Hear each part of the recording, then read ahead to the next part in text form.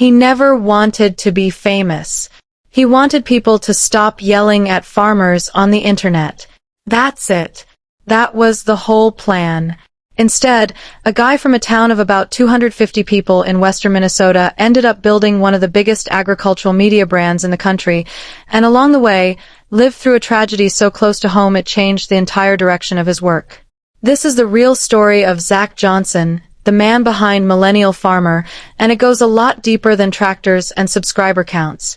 To understand why Zach Johnson picked up a camera in the first place, you have to understand what he was defending. The Johnson family farm near the tiny town of Lowry, Minnesota, traces back to Swedish immigrants, Zach's great-great-great-grandparents, who arrived in the United States in 1868 and established the operation with help from the federal Homestead Act, according to YouTube's own creator Spotlight on the channel. That's not a farm that's been around for a while.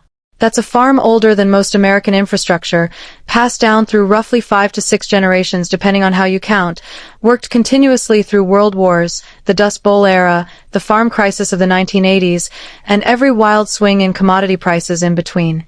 By the time Zach was old enough to work the land himself, farming with his father on a corn and soybean operation that would eventually total around 2,600 acres, he wasn't just inheriting dirt.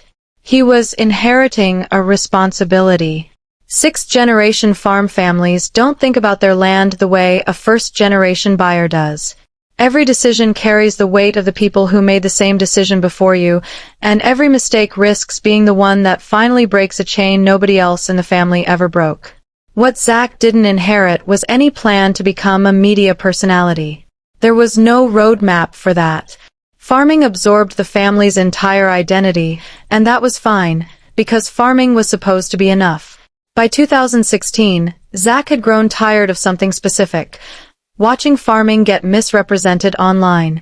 Conversations about GMOs, pesticides, and modern agriculture were happening constantly on social media, and farmers were rarely the ones doing the explaining. Rather than arguing with strangers in comment sections, Zach decided to just point a camera at his own daily work and let people see it directly. The first videos, posted starting in April 2016, were about as unglamorous as content gets: spring fieldwork, planting prep, minor equipment troubleshooting, day-to-day chores. No script. No studio lighting. Just a guy narrating his own workday. When the very first payout arrived, it was $92, a number Johnson has talked about publicly as the moment that made the whole idea feel almost absurdly real, since it confirmed that actual strangers were watching a stranger plant corn. Nobody involved thought that was the start of anything. It was closer to a novelty. The turning point came in the fall of 2017. A video titled "Gearing Up for Harvest" hit 100,000 views in just 3 to 4 days, a pace nothing on the channel had come close to before, according to reporting from CNBC's Make It. That single video functioned like a signal flare. It told Johnson that the audience for honest, unpolished farm content wasn't just other farmers checking in on a peer, it was a much broader group of people, many with zero connection to agriculture, who were simply curious what a modern farm actually looked like from the inside. Subscriber growth followed almost immediately. The channel picked up the Millennial Farmer name and identity, and interest kept compounding through the following planting and harvest seasons. Within a few years, what had started as a side project documenting fieldwork had become one of the fastest-growing channels in the emerging farm tube space, a term YouTube itself later used to describe the wider wave of agricultural creators the platform helped surface. Here's the part of the story that rarely gets enough credit. None of this scales without Becky Johnson. Becky, Zach's wife, had no professional background in video editing, social media management, or running a media business. What she had was necessity. Farm days on a 2,600-acre operation start early and run late, especially during planting and harvest, and there simply wasn't time for one person to farm all day and then edit, upload, caption, and manage a growing channel at night. So Becky took on that role, learning editing, handling the business side, and eventually managing sponsorship relationships, largely through trial and error, while also raising 4 children alongside the growing workload. In interviews, Becky has been candid that neither she nor Zach ever expected the channel to become what it did. "We both grew up poor in rural Minnesota," she told the Minnesota Star-Tribune in 2022, describing how far removed this level of attention was from either of their expectations growing up. That grounded, almost bewildered honesty about their own success is part of why the channel's audience has stayed loyal. The Johnsons have never really performed the role of influencers. They've mostly just kept working while a camera happened to be running. By 2019, the financial reality of the channel had become impossible to ignore. Speaking to CNBC that year, Johnson confirmed that the Millennial farmer brand, YouTube ad revenue, sponsorships, and related income was on pace to bring in roughly 5 times what the actual farming operation generated that year. He was careful not to share exact figures, but he was direct about the scale of the gap, and he noted that this additional income helped offset a difficult farming year, since 2018 and 2019 were rough ones for crop profitability across the upper Midwest. Sponsorship partnerships grew alongside the audience. Over time, the channel built relationships with companies including Farmers Business Network, John Deere, and LMNT, among others, the kind of brand alignment that made sense for an audience that skewed heavily toward people who either farmed for a living or wanted to understand what farming for a living actually required. Merchandise became another proof point almost by accident. Johnson had hesitated to launch a merch line, worried about adding one more thing to manage. When he finally tested it with a limited 6-day pre-Christmas sale, print on demand, no restock, no long-term commitment, the drop sold 2,044 pieces of apparel in less than a week. That single experiment convinced the Johnsons the brand could support a real product line, not just video content. A podcast, Off the Husk, launched in 2019 with agricultural sponsorship backing, giving the Johnsons another channel to reach an audience that wanted longer-form conversations about farming, technology, and rural life than a YouTube video format allowed. None of this happened because Zach Johnson set out to build a media company. It happened because he kept answering an audience that kept showing up, and the business grew underneath him faster than either he or Becky had planned for. Then came December 2019, and the moment that reshaped the entire direction of Johnson's public work. 3 members of one family, an 11-year-old boy named Alex Bosel, along with his father and uncle, died after being overcome by fumes while working inside a harvester silo near Millerville, Minnesota, roughly 20 miles from where Johnson farms. Local volunteer firefighters attempted a rescue, but, as one Millerville volunteer firefighter told KARE 11 News at the time, the danger of the gas involved made the situation almost impossible to safely intervene in. Johnson has spoken publicly about how close this hit. It wasn't an abstract statistic about agricultural risk, it was a family from his own farming community, in a type of incident he understood intimately because grain and silo entrapments are a recurring, well-documented hazard across the upper Midwest. According to a 2021 newsletter from the Upper Midwest Agricultural Safety and Health Center, a research center affiliated with the University of Minnesota, the region has been described as a persistent hotspot for exactly this kind of grain and silo incident. Johnson also later described watching 2 neighbors get rescued from a grain bin not long before the Millerville tragedy, and attending farm shows where grain entrapment simulations were used to train responders. Those experiences, stacked together, made the risk feel less like bad luck and more like a structural gap.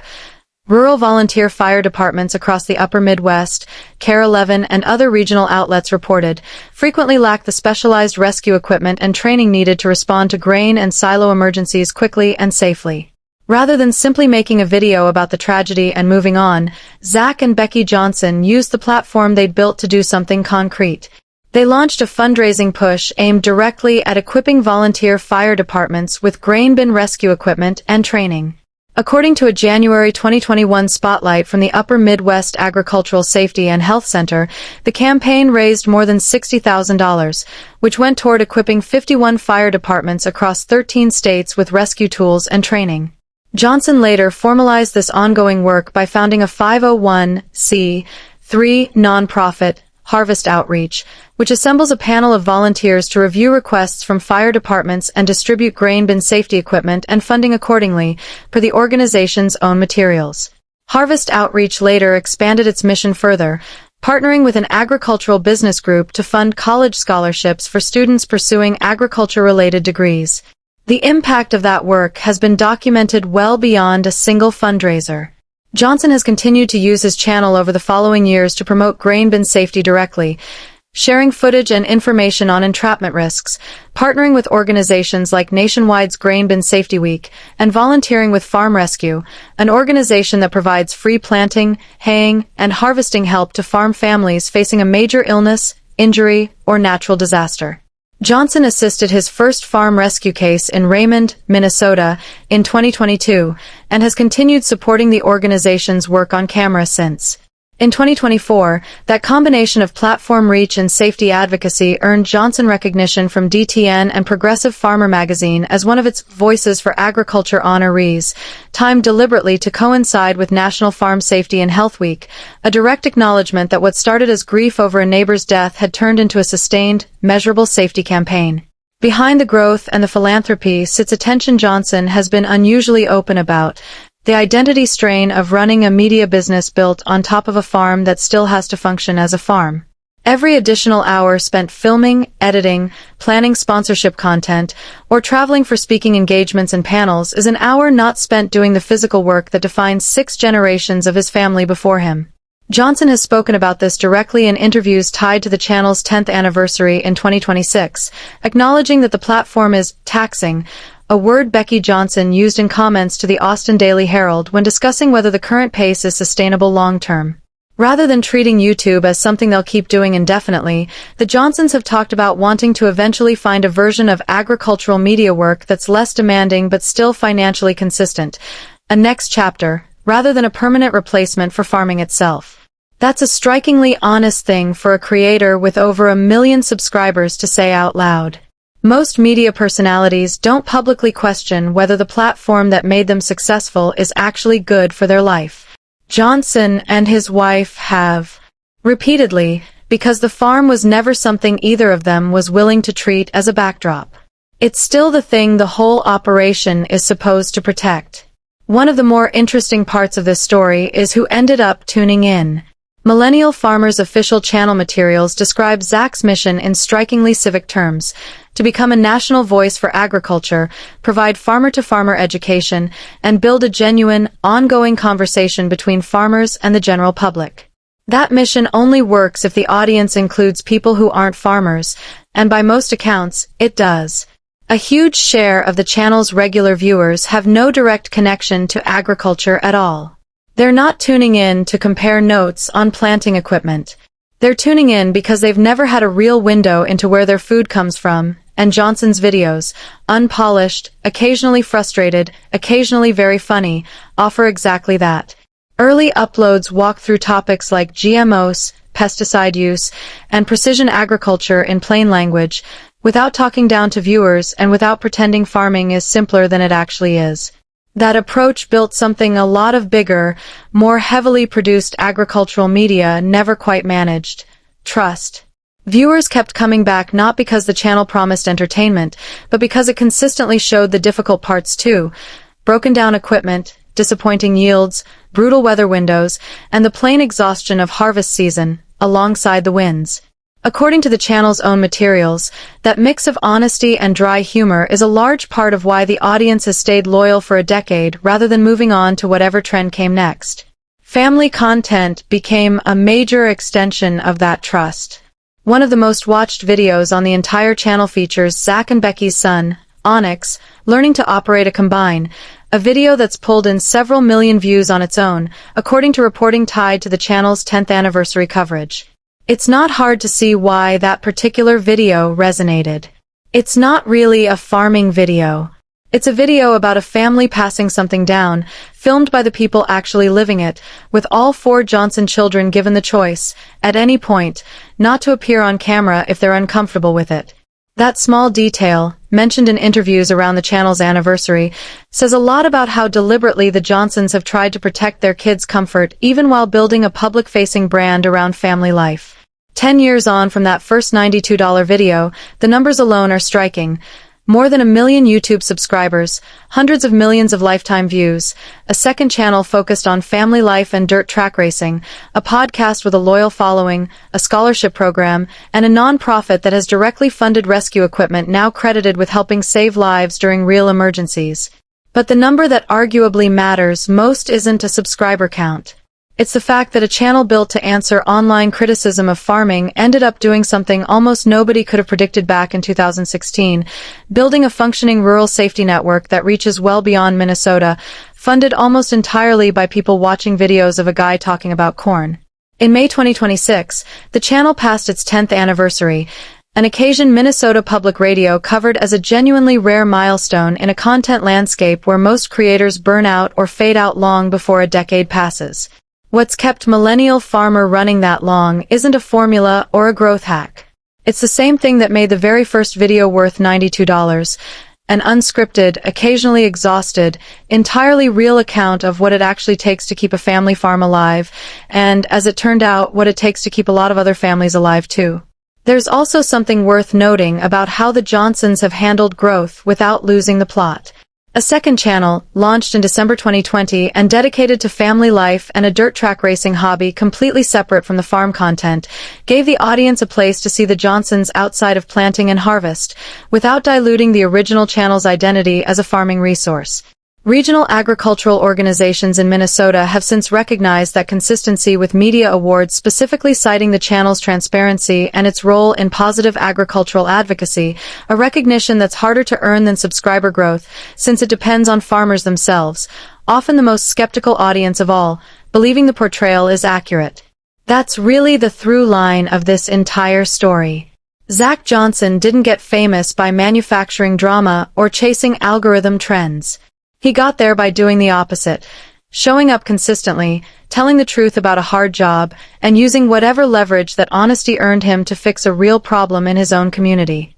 10 years, a non-profit, dozens of equipped fire departments, a scholarship program, and a family farm that's still, after everything, the actual point of the whole operation. So no, Zach Johnson didn't become one of YouTube's biggest agricultural voices by chasing fame. He became one of them by refusing to let strangers define